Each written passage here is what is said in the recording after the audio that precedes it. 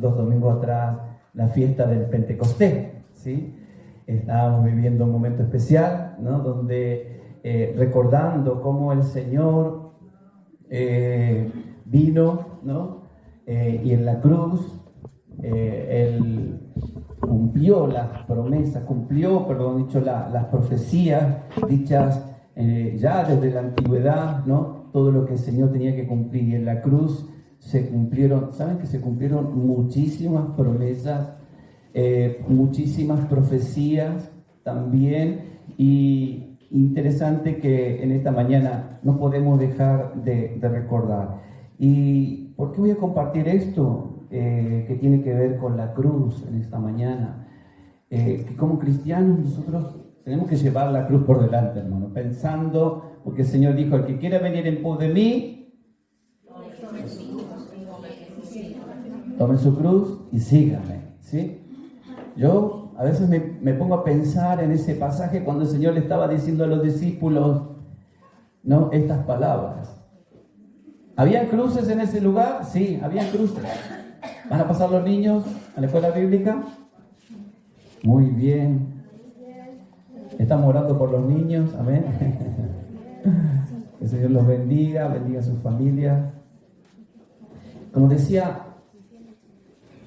cuando el Señor le estaba diciendo estas palabras a los discípulos, en aquel entonces las cruces en los caminos eran algo muy común, porque era para, de alguna manera, tener limitada a la sociedad. La sociedad en aquel entonces necesitaba tener un rigor, ¿no? El gobierno, había muchas rebeliones, no solamente entre los judíos, sino el imperio que estaba en aquel entonces gobernando, ¿no?, los romanos, y había muchas revueltas. Entonces los romanos implementaron, ¿no?, el juicio, ¿no?, contra los que se rebelaban, y todos aquellos que hacían cosas malas, ¿no?, crucificar, ¿no?, a las personas y ponerlas estacadas en los caminos para que todo el pueblo viera que si hacían algo malo, ese era el lugar de su fin, ¿no?, de condenación.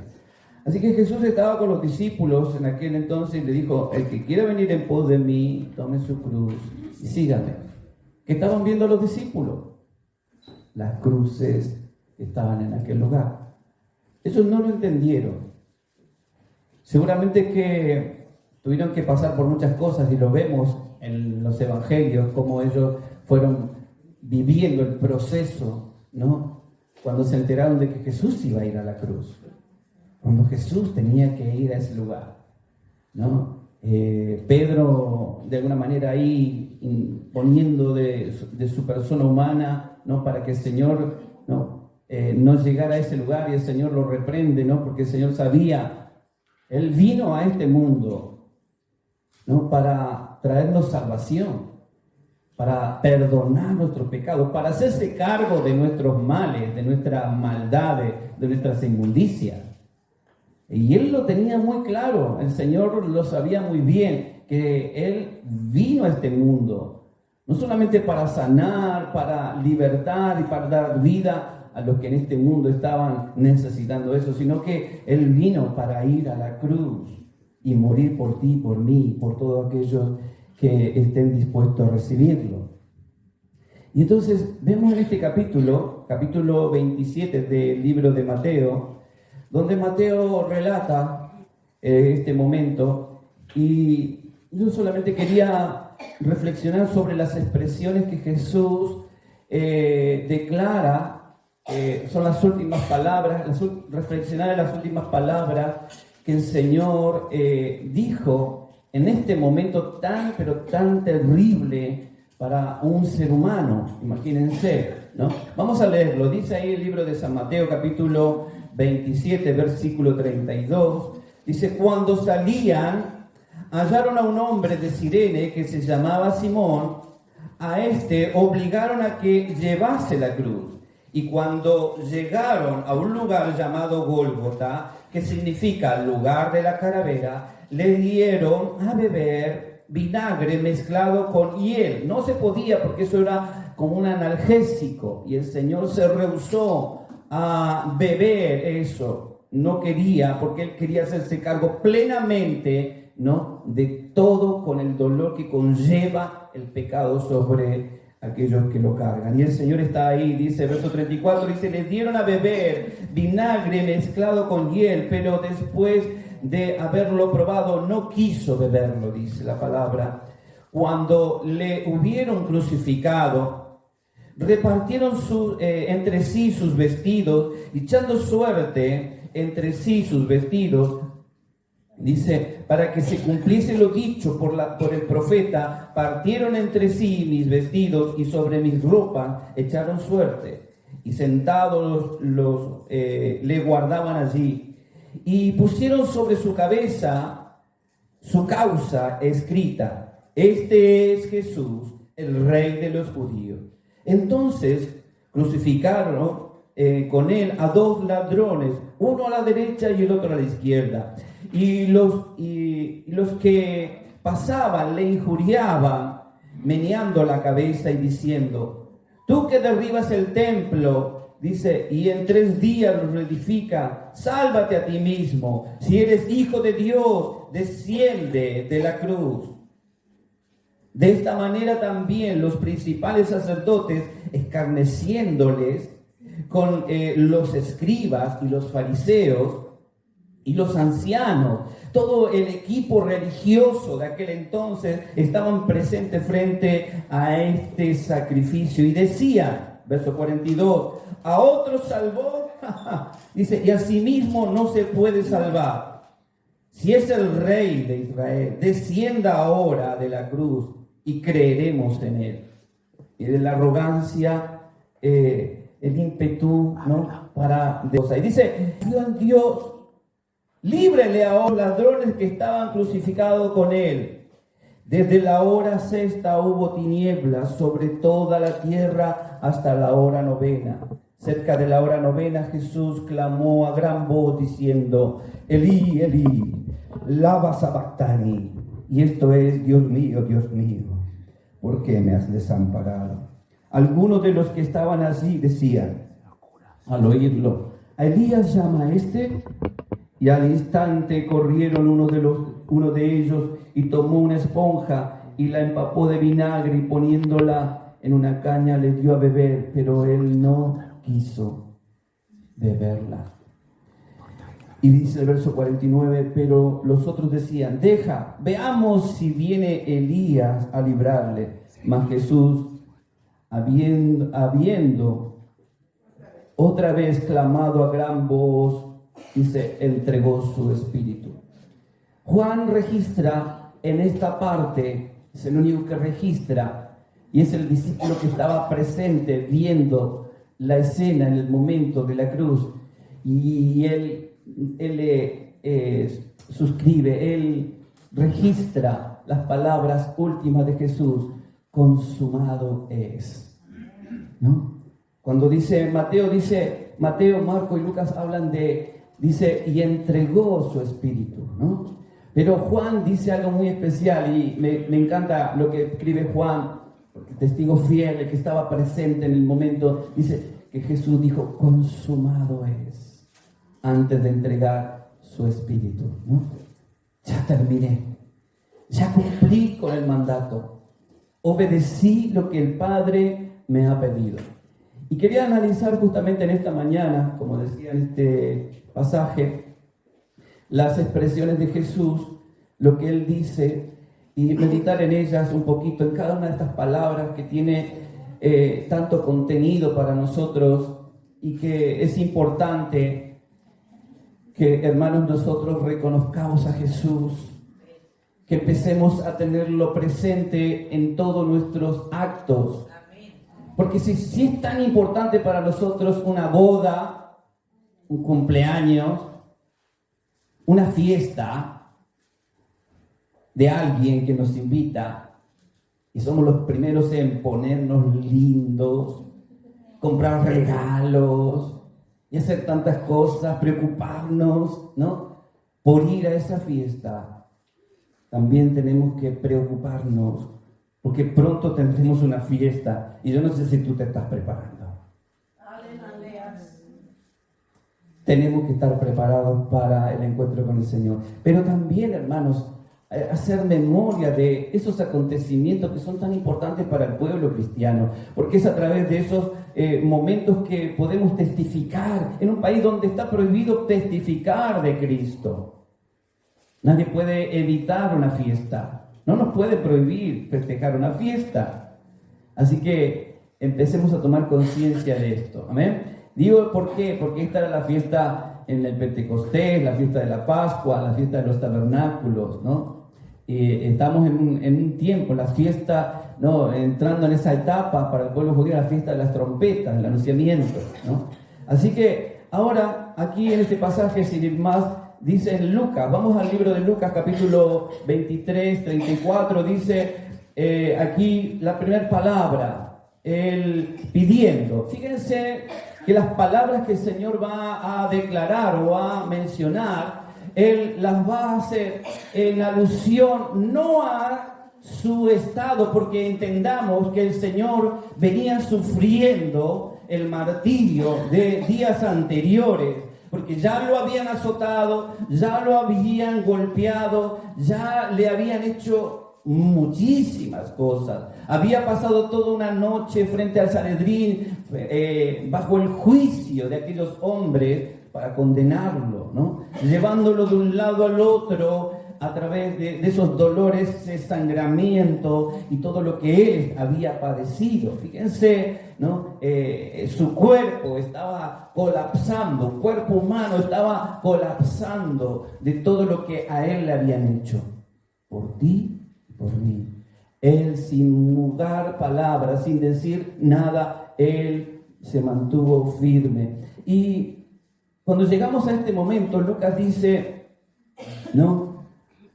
En el momento, dice que los romanos cuando crucificaban a una persona, dice que la cruz lo ponían en el suelo y la cruz se la ponían en la espalda, ¿sí? Luego de que tenían que trasladarlas hasta el lugar donde iban a ser condenados, ellos tenían ahí que en el suelo ser atado y la cruz en su espalda, ese madero, ¿no? Para ser atado, y luego los daban vuelta, ¿no?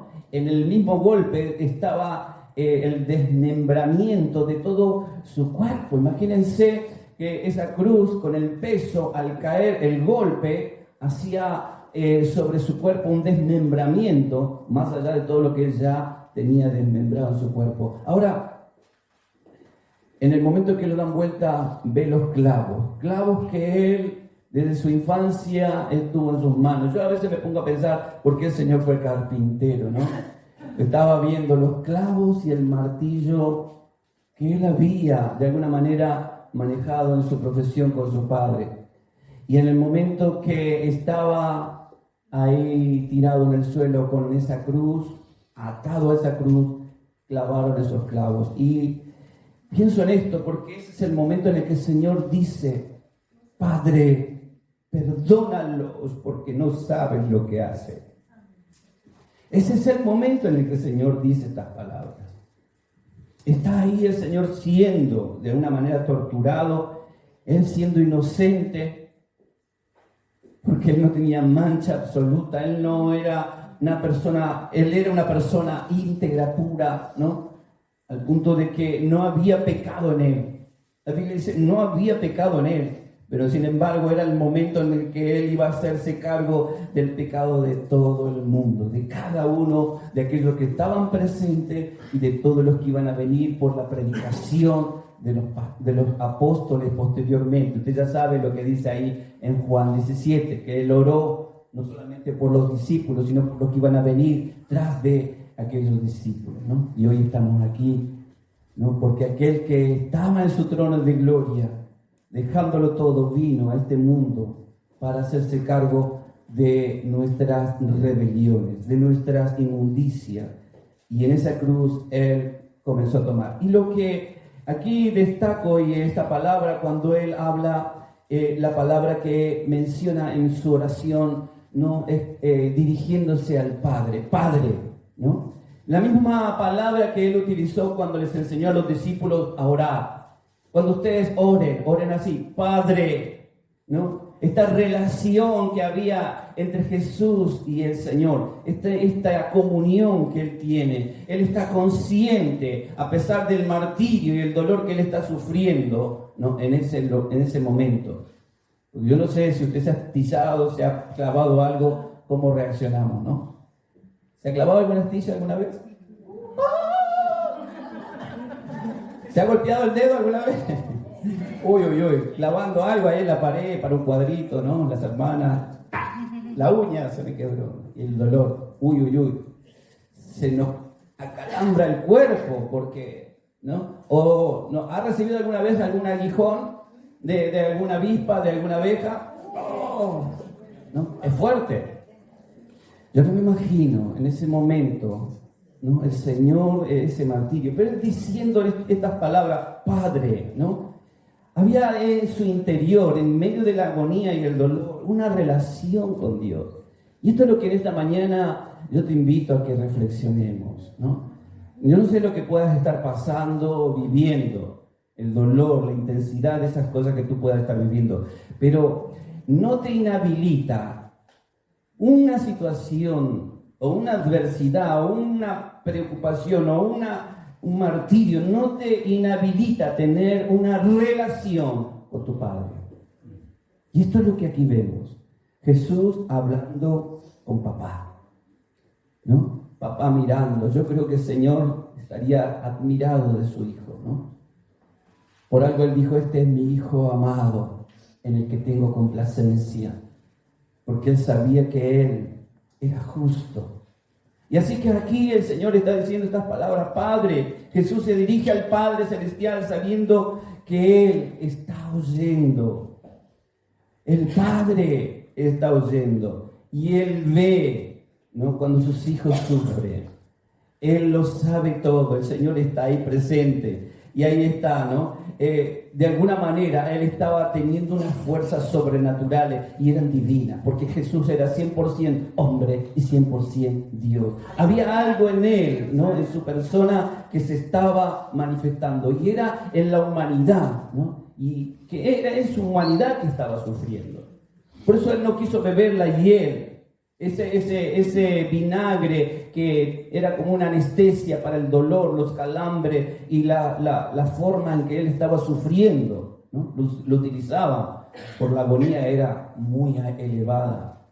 Pero sin embargo Él dijo que no lo quiso, porque Él quiso hacer las cosas integralmente como debían hacerse cargo, ¿no? Sin anestesia. Y eso es lo que esta mañana, esta palabra, cuando el Señor dice Padre, solamente esto pensar, ¿no? De que el Señor está presente, es saber que en nuestras situaciones difíciles, en nuestras adversidades, no sea cual sea, hermano, sea cual sea, porque veamos el momento de la cruz, sí, sea cual sea, no hay nada que se compare a ese momento. No hay dolor en nuestra vida o circunstancia o preocupación que tengamos que se compare a ese momento de la cruz de Jesús, ese sacrificio que Él hizo. Pero sin embargo el Señor nos lleva, ¿no? A mirar al Padre Celestial, a tener una relación en medio de la vida dolorosa, en medio de las circunstancias difíciles, ¿no? Y a entender que sobre todas las cosas que pasen sobre nuestra vida, somos hijos de Dios.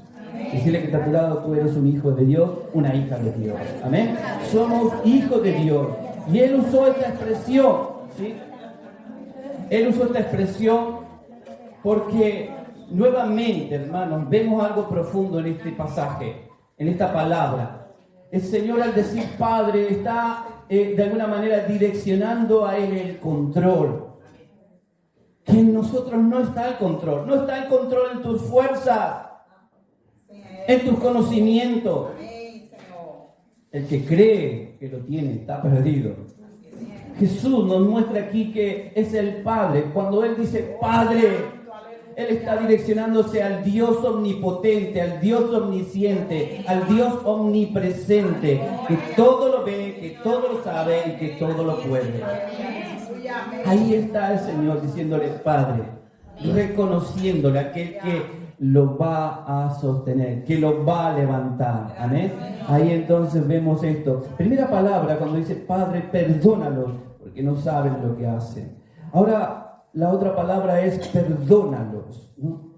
Y pensaba en esto porque aquellos mismos que lo habían injuriado al Señor, aquellos mismos que una semana antes, habían estado con Él, ¿no? Con palmas, panderos y danzas, celebrando, ¿no? Que el Señor era el Rey de Reyes, ¿no? Cuando venía entrando en Jerusalén. Los mismos. Gran parte de ellos, yo creo que no eran todos, pero gran parte de ellos estaban ahí involucrados en el momento cuando empezaron a decir, crucifíquenle. Cuando empezaban a injuriarle. Si eres el Hijo de Dios, bájate de esa cruz. Y tantas injurias y tanto desprecio, ¿no? Hacia la persona del Señor. Pero sin embargo, el Señor dice, perdónalos porque no saben lo que hacen. En este punto, la palabra perdónalos, ¿no? Sí, el ámbito del pecado, ¿no? En ese pecado que estaban todos ahí. Sin ninguna duda, lo que quería reflexionar en esta palabra es que muchas cosas a veces se hacen por influencia. Muchas personas hacen cosas malas por influencia. Esta gente que estaba ahí había sido de alguna manera, ¿cómo se dice aquí? Cuando le dan plata por abajo. ¿Coimear? ¿Sí? Soborno, coimear, Latinoamérica decimos, aquí soborno, te doy platita, pero tú haces lo que yo digo, ¿no?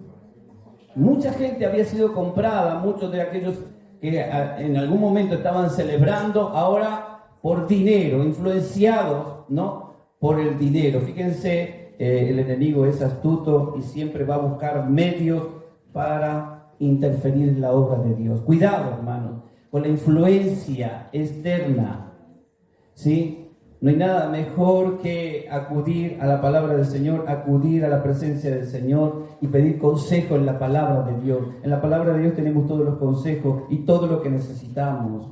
Pero esta gente estaba siendo influenciada, dice que ahí habían cosas que estaban ocurriendo, ¿no? Pero eran ignorantes, ellos no entendían lo que estaban haciendo. Ellos creían, no sabían que al hacer esto que estaban haciendo de condenar al Señor, ellos estaban cumpliendo con una de las profecías que se había dicho en la palabra de Dios. Es interesante porque la gente era ignorante, no conocía la palabra de Dios.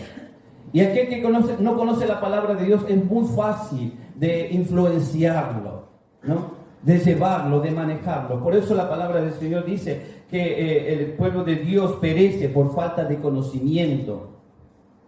¿Sí? Y hoy por hoy, mire, hay tanto conocimiento de la palabra, hay tanta distribución de material cristiano que los cristianos ni siquiera lo miran ahora.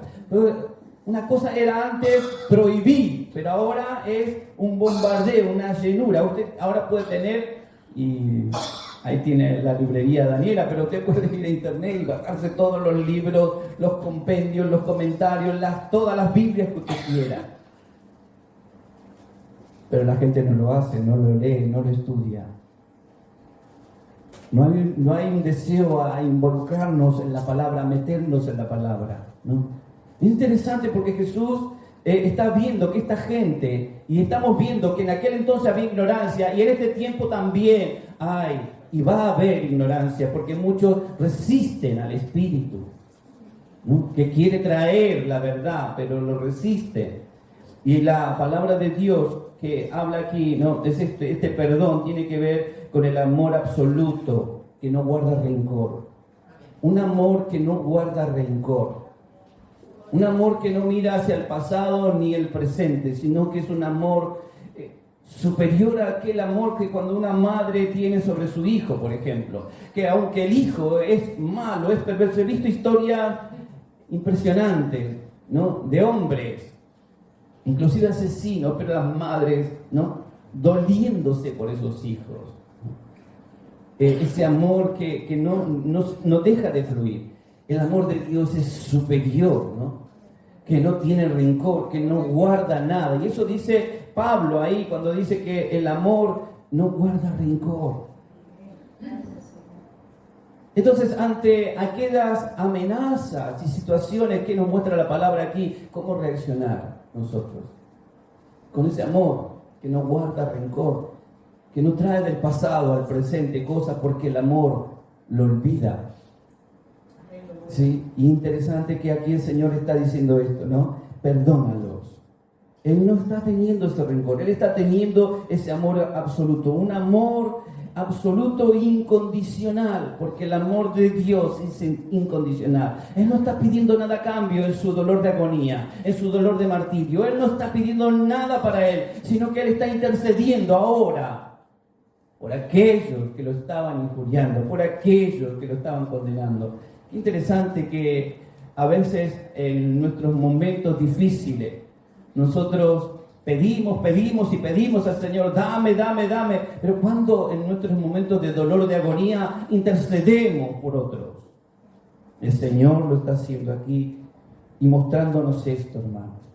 Dejándose Él de un lado, muriendo, y es necesario, la Biblia dice que es necesario que nosotros muramos.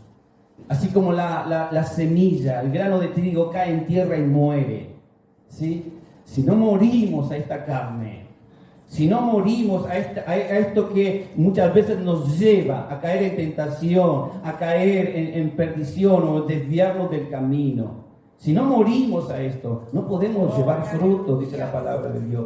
Por esto el Señor ahí, en ese momento de agonía, Él mostró su amor incondicional, un amor absoluto, ¿no? Donde Él no pide nada a cambio. Y Él dice, porque no saben lo que hacen.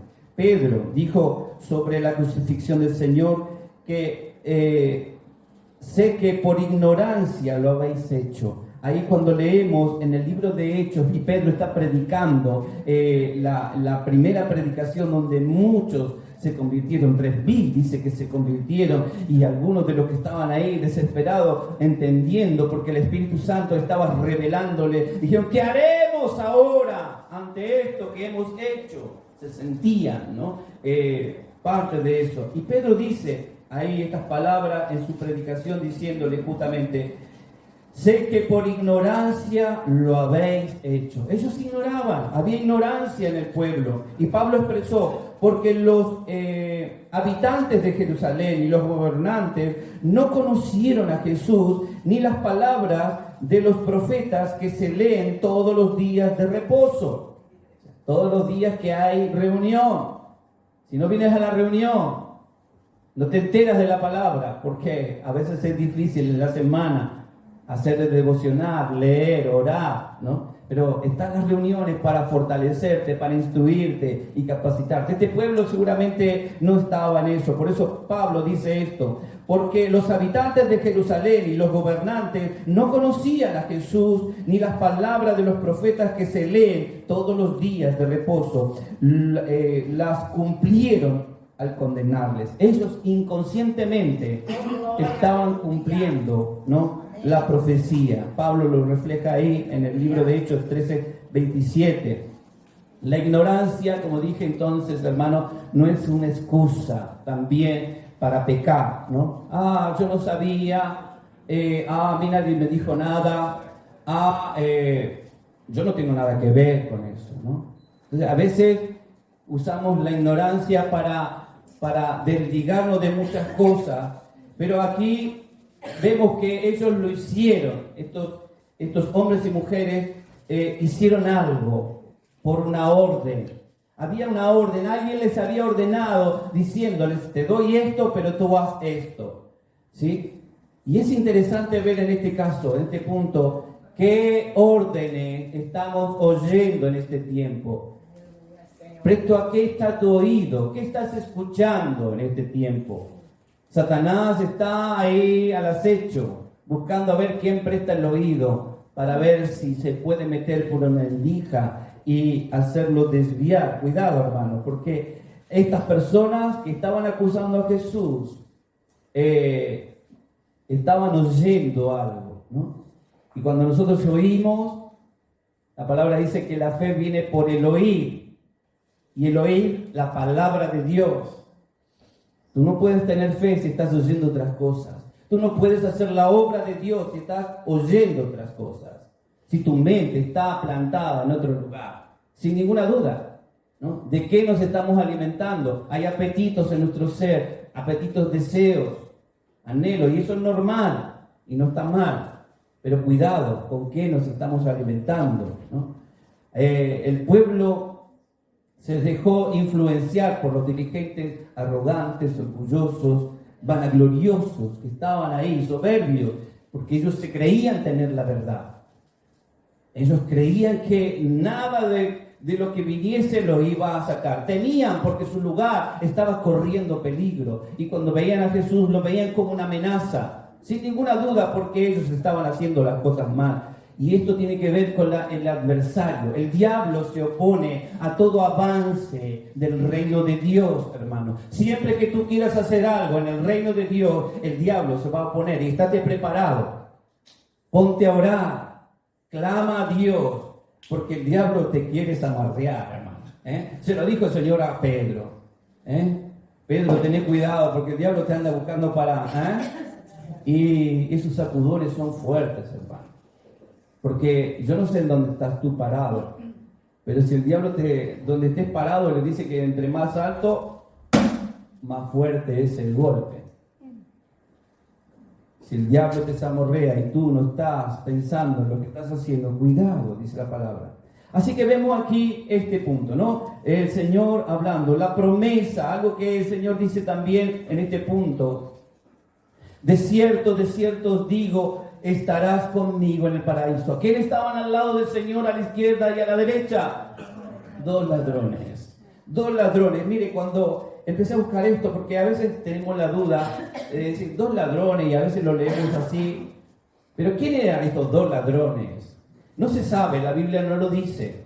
Pero hay libros, la Biblia no lo dice como dije recién, pero hay libros, se llaman libros apócrifos, libros que de alguna manera no todo lo que hay en esos libros se puede tener. Pero generalmente en la hora de investigar sí se puede utilizar como referencias históricas, ¿sí? Podemos extraer de ese lugar como referencias históricas o ciertas cosas que dan luz, ¿no?, a lo que es la palabra de Dios.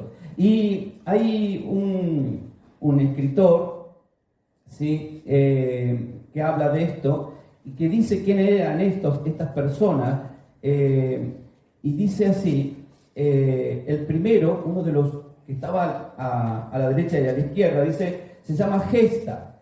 Solía, tremendo lo que hacían estos hombres, y por eso estaban en la cruz al lado de estos dos ladrones del Señor Jesús. Dice que esta persona solía matar, ¿no?, a espada a los viajeros, a las personas que viajaban, les robaba, mientras en otros momentos dice que los dejaba desnudo hacia la intemperie, ¿no?, y a sus esposas, las mujeres, las colgaban para cicerar su cuerpo. Es terrible lo que hacía. Que supuestamente se llama, ¿no?, y hipotéticamente podemos decirlo, no podemos tomarlo, pero tener en la mente que no estaban en la cruz porque eran buenos. No estaba en la cruz aquel que en algún momento también se arrepiente, ¿no? El que se arrepiente, el segundo, que por su parte estaba, dice, su nombre encarnado en Dimas. Era, dice, de origen galileo y poseía una posada, dice, y atacaba a los ricos, pero a los pobres los favorecía. Se dedicaba a saquear a las turbas de los judíos, robaba los libros secretos de la ley, dice, y hizo cosas a la hija de Caifás, ¿no? Esto lo dice como algo histórico, algo que estas personas por las cuales fueron condenadas, ¿no? Y pensaba en esto porque digo la verdad que no eran buenos chicos, ¿no?, los que estaban ahí al lado de Jesús. Y mientras vemos esto, dice el Señor, es uno de ellos que le dice, Señor, ¿no? Luego de ese tiempo, ese proceso, 6 horas estuvo crucificado Jesús, ¿no? Desde las 9 de la mañana, dice, hasta las 3 de la tarde. Y en ese proceso, ya ahí en el final, el Señor le dice a aquel hombre, ¿no?, la promesa, porque le pide: acuérdate de mí, Señor, cuando estés en el paraíso. Y el Señor le dice: de cierto te digo, hoy estarás conmigo en el paraíso. Y esto viene a raíz de que, de las confesiones que este ladrón hace. Porque hay un momento en la vida de las personas donde nos entra la luz, y nos damos cuenta de que somos malos, de que hemos hecho cosas malas. Todos nosotros hemos hecho cosas malas. Y este hombre se dio cuenta en este momento. Dios nos da la oportunidad de arrepentirnos en el momento, porque la gracia de Dios es tan grande, el favor de Dios es tan grande, el amor de Dios es tan grande, no lo podemos comprender, que Dios puede perdonar aún a esta clase de personas.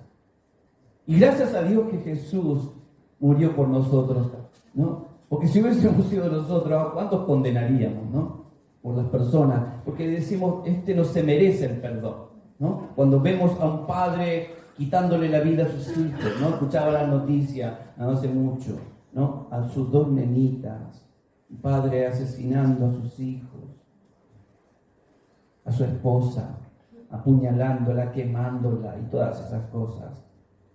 ¿Qué es eso, no? ¿Qué abominación, qué maldad hay en el hombre? Pero a veces no solamente son las acciones, sino las palabras. Las palabras que salen del corazón, que son como dardos, que son como cuchillos, que son como, ¿no?, que cortan, que lastiman, ¿no? Pero sin embargo, el amor de Dios aquí está diciendo algo, y esto nos tiene que llevar a reflexionar que si queremos estar en la presencia del Señor, hermano, tenemos que entender que Dios nos perdonó. Yo no puedo traer mi pasado al presente si Dios me perdonó. No puedo estar viviendo con un pasado ahora, en este presente, ¿sí? Y Dios nuevamente aquí nos muestra algo. Él en su agonía está pidiendo por otro, está orando por otro, está prometiéndole a otro. No está hablando de él, porque él sabía quién era y sabía dónde iba y lo que iba a ocurrir. Y esto es interesante, como cristianos también nosotros debemos saber cuál es nuestro rumbo, cuál es nuestra dirección, cuáles son nuestros objetivos, ¿no? Ahí en el Nuevo Testamento dice, en una versión dice: solamente te lo prometo, hoy estarás conmigo en el paraíso, ¿no? Dios quiere que en este momento nosotros tomemos la cruz, y cuando veamos esta cruz, digo, ¿en qué cruz estamos nosotros crucificados? ¿Cuál es la cruz que estamos llevando? ¿La cruz que rechaza a Jesús o la cruz que acepta a Jesús? Porque podemos estar llevando una cruz cada uno de nosotros, pero ¿qué cruz estamos llevando? ¿La que rechaza? ¿La que se interpone a la obra? ¿La que no persevera en la obra? ¿O la que está dando frutos? Porque esas cruces que estaban al lado de Jesús, aquellos hombres, uno fue salvo. Y el Señor lo dice y lo declara. Un ladrón, el primero en entrar en la presencia de Dios, en el paraíso, fue un ladrón arrepentido. Un ladrón miserable que hacía daño a las personas, pero que se arrepintió, ¿no? Qué interesante, perdónalos, ¿no? Esta promesa ahora, hoy estarás conmigo, de cierto, hoy estarás conmigo. La declaración ahora, intercediendo por la madre, ahora ya no está pidiendo por los que lo crucificaban, no está pidiendo por los ladrones que están a su lado, sino que ahora está viendo a su madre llorando frente a él y a su amigo Juan, el apóstol, el discípulo amado. Juan ahí frente a él, y la promesa, ¿no?, que le hace, la declaración de provisión para una mujer viuda. Se cree que a estas alturas José ya había muerto, y el hijo mayor de la familia en el pueblo judío tenía que sostener a su madre, mantenerla, cuidarla. Pero en ese momento el Señor estaba delegando una responsabilidad. ¡Qué peculiar! ¡Qué momento especial esto! Porque Jesús no se olvidó de nada, aún en el momento del dolor, de la aflicción, de la agonía, hermanos.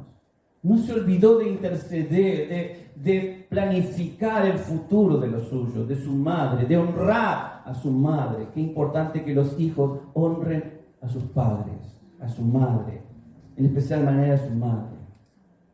que los hijos honren a sus madres. Y Jesús está enseñándonos algo tan especial aquí.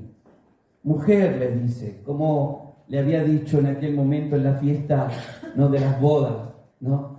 Mujer, que María estaba ansiosa porque él sabía que el hijo iba a hacer algo milagroso, algo para bendecir a esa familia, a esos parientes, y no fueran avergonzados. Y nuevamente aquí le dice, hablando de la cruz, ¿no?, en esa agonía, diciéndole, mujer, he aquí tu hijo, y a Juan, he ahí tu madre, ¿no? Juan capítulo 19, versos 26, 27, Jesús declara estas palabras. Y estas palabras que el Señor brinda hablan de la responsabilidad, de que tenemos que ser responsables. Él era el responsable de su madre. Y la relación, cuando se dirige a Juan, la relación de amistad. Qué importante que tengamos amigos, amigas sinceras, buenas, que podamos tener amigos que aún en la adversidad nos ayuden, nos apoyen. Los amigos siempre están para decirte la verdad, para acompañarte, para sostenerte, para extenderte una mano. Ahí Jesús estaba. Dice la Biblia que Juan era amigo de él y que también era el discípulo amado, ¿no? Y ahí estaba. ¿Por qué no estaban los hijos de María si Jesús tenía hijos, ¿no? Porque eso dice la Biblia. La Biblia dice que Jesús tenía hermanos y hermanas, ¿no? Pero no estaban ahí. ¿Por qué? Porque también los hermanos eran incrédulos, no creían en Jesús. Fue posteriormente a la crucifixión de Jesús que algunos de ellos comenzaron, ¿no?, a hacer lo que hicieron, como Santiago. Y uno ve en la carta de Santiago y todo lo que él enseña, ¿no? Judas, en la carta de Judas, ¿no? Cuando uno lee lo que está poniendo ahí, la conversión de ellos, ¿no?, de cómo se convirtieron. Pero fue posterior, hasta ese momento él estaba sufriendo, ¿no?, por su madre. ¿En quién iba a confiar su madre? No era la familia confiable, y a veces no, hermano. La familia a veces te puede fallar. Pero dice que un amigo, vamos a leerlo, Proverbios, le iba a pasar, pero ahí en Proverbios, libro de Proverbios, se lo anoté, no lo tengo, pero en Proverbios dice que un amigo, dice, es mejor que un hermano. No recuerdo ahora la cita, pero dice, un amigo es mejor que un hermano, sobre todo en la adversidad, ¿no? Y yo pienso que, lo dice la Biblia, ¿no?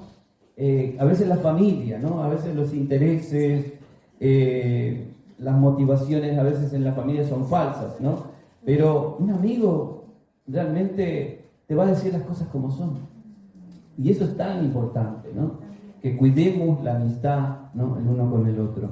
Ahora también el momento final, dice aquí, entendiendo que el Señor, ¿no?, está diciendo estas palabras, ahí ya como una despedida, arreglando todo el momento, ¿no?, de la protección de su madre. Entendemos cuando Pablo dice, ¿no?, que Él vino a este mundo. Ahí Filipenses capítulo 2, quiero leer este versículo porque tiene que ver con misiones. Dice Filipenses capítulo 2, es un pasaje que leemos muchas veces, y versículo 5 dice la palabra: haya pues en vosotros este sentir que hubo también en Cristo Jesús, el cual, esto lo dice Pablo a la iglesia de Filipenses, a los filipenses, una iglesia fiel, una iglesia que tenía una preocupación no solamente por ellos de sostenerse en el Evangelio, sino de extender, de proclamar el Evangelio en todo lugar. Y el Señor Pablo les anima a tener una actitud mental, un pensamiento fresco en sus mentes, diciéndoles: haya pues en vosotros este sentir que hubo también en Cristo Jesús, el cual, siendo en forma de Dios, no estimó el ser igual a Dios como cosa a que aferrarse, sino que se despojó, se vació de sí mismo, tomando forma de siervo, hecho semejante a los hombres, y estando en la condenación de hombre, se humilló a sí mismo, haciéndose obediente hasta la muerte y muerte de cruz, ¿no? Ahí ese momento ya está llegando y Pablo describe muy bien este momento, ¿no? El Señor podía haberse bajado de la cruz y haber hecho un desparramo, pero Él se mantuvo en obediencia porque era necesario que Él muriera en la cruz por ti y por mí, porque ese era el momento en el que Él estaba consumando ahí todos los pecados. Entonces dice en un momento el Señor, otra palabra que el Señor dice que Él tiene necesidad, Él tiene sed, que ya lo había mencionado anteriormente, ¿no? Que tiene que ver con el cumplimiento, ¿no? de esto, de un salmo, el Salmo 69, 21. Y la palabra de Dios dice, ¿no? Que el Señor ahí pidió, tengo sed, era algo genuino, algo real. Él estaba mostrando su humanidad. ¿Y por qué digo esto? Porque en los tiempos de Jesús, posteriormente, se decía que Jesús padeció y sufrió y se sostuvo en la cruz porque Él era divino solamente. Pero aquí nos está mostrando la palabra, la naturaleza humana. Él tuvo sed. En el desierto Él tuvo hambre y el diablo le quiso tentar, ¿no? Luego de los 40 días, el Señor dice la palabra que tuvo hambre y apareció el diablo y le dijo, cuidado hermanos, cuando en nuestras necesidades se presente, ¿no? En la agonía, en la necesidad, porque ahí es donde el diablo sabe cuáles son tus debilidades. Lo ocurrió en el huerto del Edén. El hombre, por la boca, dice que cayó en el pecado, ¿no? Por el alimento, por el apetito. ¿Cuál es tu apetito? Y es lo que tenemos que pensar en este tiempo. ¿Tenemos apetito de Dios? ¿Tengo hambre y sed de Dios? Bienaventurado, dice la palabra, ¿no? Los que tienen hambre y sed de Dios. Es importante entonces que aquí veamos este punto, ¿no? La necesidad de Jesús como uno de los cumplimientos, ¿no? De las profecías. Según Marcos, la crucifixión fue a la tercera hora, ¿no? Y Juan dice, esto tiene que ver, quiero detallarlo, explicarlo, más que nada porque en Marcos dice una hora y en Juan dice otra.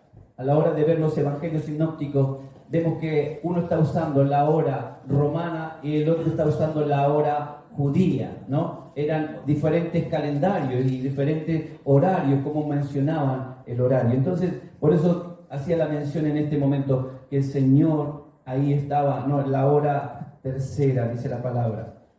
Así que vemos entonces el momento de la victoria, cuando Él declara, consumado es. San Juan 19:30 dice que Juan, el único evangelio que menciona estas palabras, como dije al comienzo, el que estaba presente, él registra estas palabras diciendo aquí, ¿no? Lo que el Señor dice antes de expirar, antes de entregar el Espíritu, consumado es, ¿no? Y esto nos lleva justamente a mirar la cruz del Señor, ¿no? A veces algunos dicen que eso fue como una derrota, pero al Señor decir consumado es una expresión de victoria, hermanos. Es una expresión de victoria. No se deje envolver, ¿no? Por los que proclaman y dicen que la muerte del Señor en la cruz es un fracaso. Cuidado, porque lo han dicho líderes religiosos, pero no fue un fracaso. La Biblia dice, ¿no? El Señor lo registró, lo permitió que quedara registrado esta palabra, consumado es. El Señor dijo, terminé la obra que vine a hacer. Con mi propósito, vine a cumplir mi propósito y aquí estoy. Padre, consumado es. Ahora, ¿no? Ahora viene lo bueno, ahora viene lo que el Señor va a derramar sobre la tierra, ¿no? Así que entendemos que esta victoria, hermanos, no solamente lleva al cumplimiento de la palabra, sino que nos lleva a la victoria, porque en esa consumación tú y yo recibimos la victoria, el perdón de nuestros pecados. Qué bueno es el Señor, porque Él no solamente nos rescató, sino que nos perdonó y nos reconcilió con el Padre, ¿no? Que es algo que también nosotros tenemos que promover, la reconciliación entre los unos y los otros. Si tenemos a Cristo, sin ninguna duda que vamos camino a eso. Su nacimiento fue profético, ¿no? Su vida fue profética y ese momento de la cruz fue profético. Y lo que significa es, he completado la misión, he realizado mi trabajo, he finalizado mi tarea, he cumplido con la palabra de Dios. Todo lo que se me ha encomendado, ahora, Padre, consumado es, ¿no? El Señor está declarando. Y la oración final, Padre, en tus manos encomiendo mi espíritu, ¿no? Mateo dice, entregó su espíritu, Marcos dice, expiró, y Juan dice, entregó su espíritu, ¿no? Y interesante esto, el Señor murió citando la palabra, ¿no? En tus manos encomiendo mi espíritu. Lo que dice en Salmo 31, 5, ¿no? Hasta el momento final tuvo el control de sus facultades mentales. Él en ningún momento se dejó envolver, ¿no? Por amenazas mentales, porque cuando hay una situación difícil en nuestra vida, lo primero que el enemigo ataca es nuestra mente, ¿no? ¿Cuántos empezamos a imaginarnos ante una adversidad el desastre más que ver la victoria que Dios nos ha dado? ¿Cuántos nos imaginamos, ay, ahora qué voy a hacer? Y empezamos a carburar, a pensar, a maquinar, ¿no? Cuando en realidad tenemos que tener sobriedad, serenidad, saber quiénes somos en el Señor. No tenemos que alterarnos si sabemos quiénes somos. El diablo está haciendo estragos, hermano, en el mundo. Y no estamos exentos, No estamos exentos, por eso se requiere que nosotros miremos más la cruz y entendamos lo que ocurrió en esa cruz. No por el mundo, por mí y por ti. Y que esto no queda aquí adentro, porque esto tienen que saberlo todos. ¿Cuántos decimos amén? El mundo tiene que saberlo. Y tenemos que llevar el Evangelio, porque hay vidas que necesitan ser rescatadas. Hay vidas que necesitan recibir las buenas nuevas de salvación. Hay personas que necesitan conocer a Jesús. Hay mucha ignorancia de Jesús. Y el diablo, justamente a través de la ignorancia, está de alguna manera gobernando. Y hermanos, como iglesia, no podemos dejar que gobierne. Entonces decimos amén. Amén. Tenemos que levantarnos como iglesia y decir, Señor, también, ¿no? En este tiempo, decirle, Señor, ayúdame a luchar, ayúdame en las pruebas. Ayúdame a mantenerme firme, porque eso no me exime. Dile al Señor, las pruebas, las luchas, las dificultades no me eximen de anunciar, de hacer tu voluntad. Aún en la adversidad debo de tener mis ojos puestos en el Señor, que me dio la vida y consumó el perdón para mí, ¿no? Conduciéndome justamente para que sea un hijo de Dios. Eres hijo de Dios, eres una hija de Dios. Y Dios quiere darte esas bendiciones celestiales. Así que en esta mañana, hermano, pensando en estas palabras y meditando en lo que el Señor Jesús nos ha dicho a través de esto, pensemos, hermano, que en medio de la agonía tenemos que orar. Tenemos que pensar en aquellos, no tanto en nosotros, porque el egoísmo es algo natural del ser humano, ¿sí? Pero los hijos de Dios no somos egoístas. Tenemos que pensar en los necesitados. Oremos por la obra misionera, oremos por los misioneros que están luchando, padeciendo situaciones, que están siendo perseguidos. Oremos por la iglesia, oremos por las almas que están en este lugar de Vilanova, en los barrios aledaños, en los pueblos aledaños, donde cada uno de nosotros venimos y podemos llevar un poco de luz. ¿Cuántos decimos podemos llevar un poco de luz a ese lugar? Enciende una luz en medio del lugar donde estás. Amén. Y que Cristo sea visto a través de tu vida. Oramos al Señor.